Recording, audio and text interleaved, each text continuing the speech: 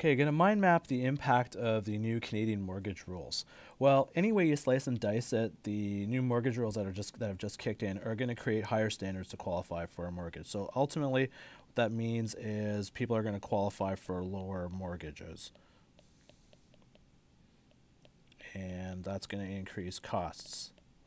So what's going to happen is if you're going to qualify for a lesser mortgage, people might rely more on non-bank lenders to try to get the difference that they need to buy a house.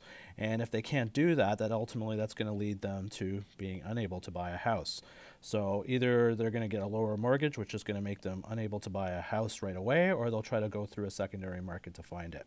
The second thing that could happen too is because if people are qualifying for lower mortgages, there's probably in the short term going to be fewer buyers for houses. And ultimately that's going to increase number of houses on the market. They'll stay on the market for a longer period of time. So in the short term,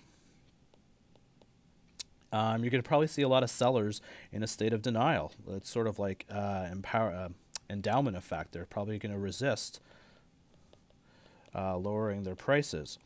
Eventually, though, they're going to have to see the light, and in the medium to long term, there's going to be a bit of a resignation,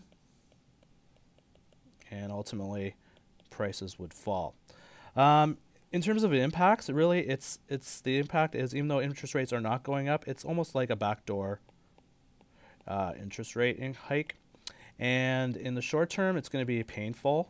I could see it being a bit of painful, especially for secondary industries like the reno and construction industries. But in the long term, what you're going to get is pretty much a reset of the market. And ultimately, through this pain and through this process we go through, it'll probably result in, hopefully, seeing an increase in affordability.